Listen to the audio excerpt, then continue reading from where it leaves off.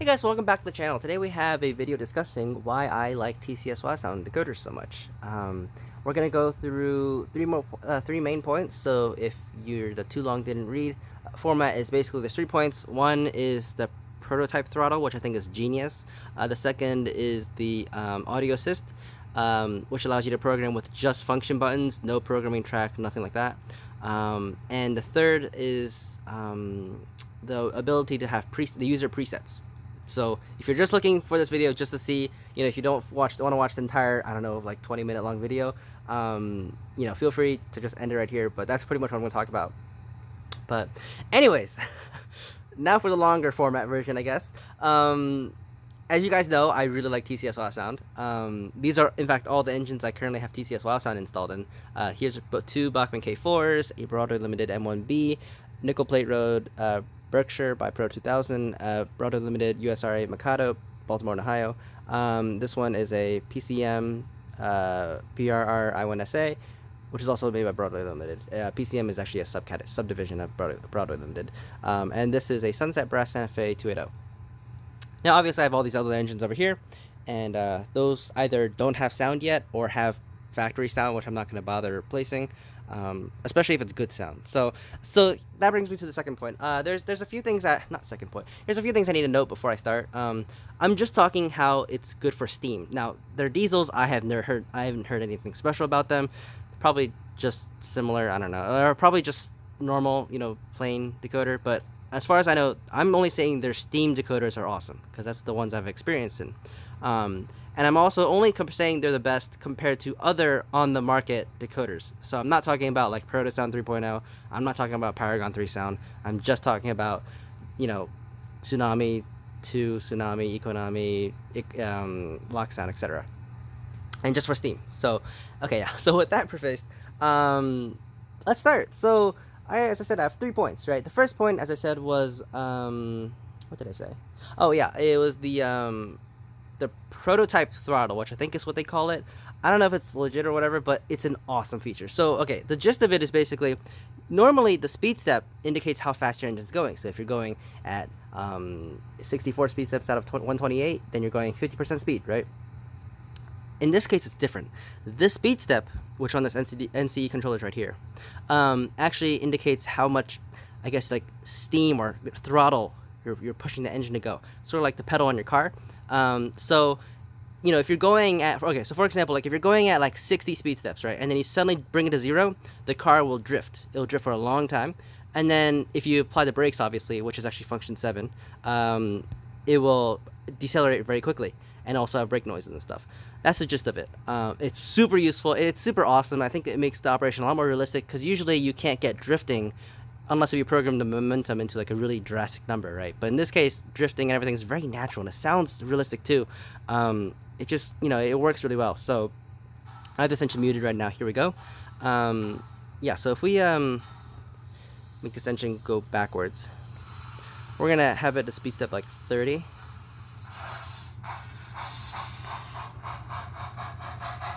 Alright, and if we suddenly bring it to 0, it will drift for a long time. I'm actually just gonna press the emergency stop just to stop it from going any further. Out of shot, but so yeah. And then now we'll show how it brakes. So let's go to 30, speed step 30, and then we'll brake as soon as, yeah, we'll let it drift for a little bit, and then we'll let it brake. Okay, so speed step 30, 30.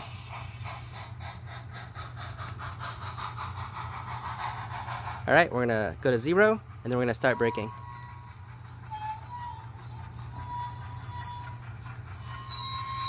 Now I have a momentum program to this thing, so imagine like a long train behind it. But yeah, you see that it brakes gradually, but it does brake at a realistic distance, I think.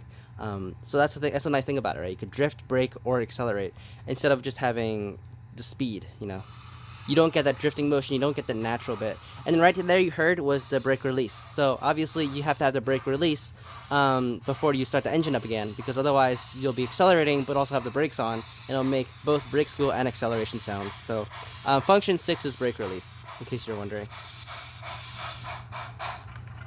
Drifting, brake. That was a weird brake sound. I've never heard that one before. Alright, anyways, yeah, that's it. And then you could release brakes again, as I said. Anyways, that's how it works, basically. And I think it's awesome. I think it makes the way the engine moves and sounds just a lot more natural, and it just sounds good. As I said, like, I don't think this feature's super useful in diesels. I don't know. I've never really delved into diesels. I only have a few diesels comparatively.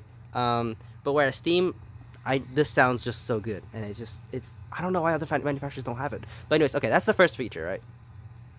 The second feature, as I said, was audio assist. So this is an awesome thing. Normally, you need to either have a programming track or a program on the main set on an engine, and then you also need to have all the CVs memorized or read from a manual in order to figure out what you're programming. That's just a hassle, Now, audio assist basically allows you to program nearly everything, at least everything important, like volumes, function outputs, lighting effects, lighting outputs, chuff rate, refractory reset, etc. Like all these things. And the thing is, you only need function buttons. So you only need a controller with function buttons. You don't need a program on the main or program on the track or whatever. You just need function buttons. And you can do. Let me mute this. You can do all that. And also, you don't need to memorize any of this stuff. It will literally, there's a person who speaks. Now, admittedly, it sounds kind of weird, but there's a person who speaks, and this way, it'll like, read through everything you need to do, and you just follow the instructions on what it's saying, and then you follow, gradually each menu down to whatever you need to do. And so you can program everything. Like, if you're at a club, right, and you put the engine down, instead of, you're like, oh, shoot, my volume's too high, you can just, enter audio assist, which, by the way, is pressing function 8 4 times really fast, and you can program whatever you need, but just on the spot. You don't need to take out your laptop and figure out what download the manual or anything like that. It just makes it a lot easier. Here's a quick sample of what it sounds like. I'm just gonna press function 8 really fast 4 times. Welcome to use button 1 to hear the sound program. Yeah, and it just slowly goes down the menus. Use button 2. You get the idea. I'm gonna exit, which is function 0. Goodbye. Yeah, so it's a super useful thing. By itself, I mean, it's just simple. It's just nice to have, and obviously, you don't need to use it. Like, there's a full CV list of everything you gotta do if you want to program it manually. But it's just a nice thing to have. It just programs everything really quickly, and it's just nice to have. Yeah. So okay, that's the second point. The third point is user presets. So this thing is freaking awesome. It basically allows you to set your CVs. Like, you can program your CVs to whatever you want, and then you can save that file. You can save that, like, that preset, that file to something. And in this case, if you change it to something else, you can always revert back to that saved preset. There's multiple reasons to save that to keep presets. For example, if you run between a club layout and a home layout, and you have different CVs programmed for each layout, instead of programming the CVs back and forth and back and forth and back and forth, you can just save those as 2 presets and just swap between those, which is very quick, especially with audio assist. And like, for example, this engine running on my small home layout, I have tight curves. I have a loud blower in the background running, as you can hear, in the basement. So I usually like to have the sound to a max level. I like the max speed, as I said, a little lower because with the tight curves and stuff like that. But then in the club layout, I like to consist a lot, so I have like speed matched. I have larger curves, so I can run max speed, and I like the volume a little lower. I can just save those 2 as different presets, and I can just swap between those instead of swapping all those CVs back and forth. It's just such a nice feature. It makes it a lot easier, and there's 3 presets. So each engine has 3 presets. I don't know why you need 3. I would think 2 is enough, but there's 3 presets, so you can save up to 3 different files. And then also, like, if you accidentally program a CV and you mess something up, right? You're like, oh crap, this engine now runs weird now, right? You can always just go back to a saved preset that you saved prior, and you basically just clear that issue. It just helps you, like, it's like a save point in a game file, I guess you could say. Something like that. And it's just such a simple feature, and I think it's just awesome. And that's pretty much it. TCS, there's a bunch of other things that are awesome. It has everything else that nearly everything else every other decoder has, like the Rule 17 lighting, which I'm sure you've seen. The lights light up brighter when you're moving. There's the cylinder cocks, which is actually somewhat uncommon in other engines. There's sound decoders, especially like tsunami decoders. What else? It doesn't have like audio, like the people talking or cab crew chatter or stuff like that, which I think personally I don't really value, or like passenger announcements. Those are cool, but like, they get repetitive really quickly. So it doesn't have those, but it has everything you need, everything that's important in a steam engine. What else? Besides that, the main, I guess, if you can even call it a drawback, that other decoders don't have, specifically. Okay, so like, what I'm trying to get to is ESU Locksound does have the awesome feature that they have, which is like you could program it through their lock programmer, and you could like add your own sound files. You can, you can program so many. It's just so much easier to program with the audio, the lock programmer on your computer. This doesn't have that. Tsunami doesn't have that. Many other manufacturers don't have it. I do know Digitrax and QSI, they used to have those. You can add your own sound files and stuff like that. But I guess if that's really important to you, I don't know, but I mean, it's not such a big deal. This thing has so many things. I mean, the audio assist makes up for that kind of, and the user presets allows. So like, you can use like a sort of user presets with that lock programmer. You could just like put in that. You can save it as a file and then you can load it in whenever you want to. But it's like similar. But I think the fact that you can just do it with audio assist just on the spot and makes it so much easier. And I guess, yeah, you are limited with what whistles and whatever you get, but there's so many whistles, there's so many bells, and they all sound great. So like, it's not that important, I don't think. So like, if you need that, I guess you gotta stick with Locksound. But honestly, TCS sounds good enough for me. And let's be honest here, like Steam engines, it's kind of hard to find like variations in Steam engines. I know some people who can like tell the difference between like a V12 and a V16 engine and an EMD 567. They can hear all the differences. I can't. Let's be honest here. Like my ears aren't amazing. Steam engines, I changed like the whistles up a little bit. I changed the chuffs up a little bit, but for the most part, they just sound kind of the same. There's not too much you can do about it. TCS, they have like so many. Like there's like 8 different types of chuff sounds.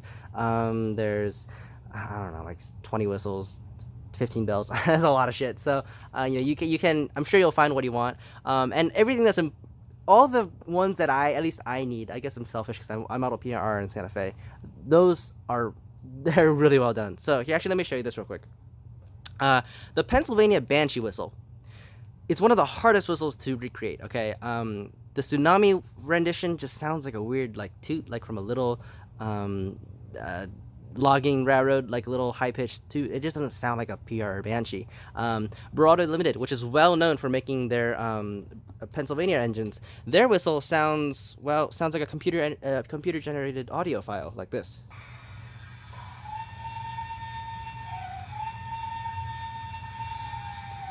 Right. It doesn't sound like a legitimate whistle. If you actually search up on YouTube like audio clips of the Pennsylvania Banshee, which some people have preserved. I saw a guy who like blew it on, and they put it on like a tractor. They restored they kept it and restored it and then put it on a tractor, and it sounds awesome. And here, let me just show you how this sounds on TCS WOWsound. Oh, that's I was showing another whistle actually. Let me change it up. Nickel Plate Road, Norfolk, Pennsylvania Banshee. There we go. It sounds legit. It sounds like the actual thing. At least in my opinion. It's okay. It's the best rendition that I've heard from a sound decoder. Okay, there you go. It just sounds great, and it just sounds good. Another one actually the one I programmed prior, which is the Nathan 5 chime, which is probably the most, I guess not plain, but like the most well-known Steam whistle, like the one that you would imagine when you say whistle, right? It's the Nathan 5 chime. It's the whistle that was used in the Polar Express, which they took audio clips of the Sierra Railway number 3. Let me change that whistle to that. Norfolk, Nickel Plate, Nathan 5 chime. Yeah. It's such a good clip, like I think nearly every single decoder manufacturer has a clip of that as an option for a whistle. And the TCS one just sounds awesome. Here's the crossing sequence.